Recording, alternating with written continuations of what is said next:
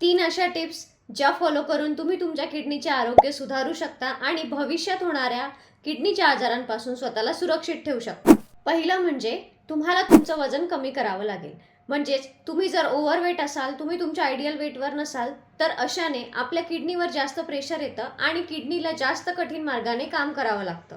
किडनीवर आलेल्या प्रेशरमुळे शरीरातील uric acid वाढू शकतं आणि फक्त युरिक ॲसिड वाढतच नाही, तर शरीरात साचलेलं जे युरिक ॲसिड असतं ते बाहेर फेकण्याची क्रियासुद्धा मंदावते. त्यामुळे किडनी फेल्युअरचे चान्सेस जास्त वाढतात. दुसरं म्हणजे रेग्युलर बेसिसवर किडनीचे चेकअप करा. किडनीचे चेकअप 2 पद्धतीने होऊ शकतं, ब्लड टेस्ट किंवा युरिन टेस्ट. या प्रकारच्या टेस्ट केल्यानंतर किडनीच्या आरोग्याची संपूर्ण माहिती आपल्याला मिळून जाते. तिसरं आणि महत्त्वाचं कारण म्हणजे वाढलेली बीपी आणि वाढलेले शुगर.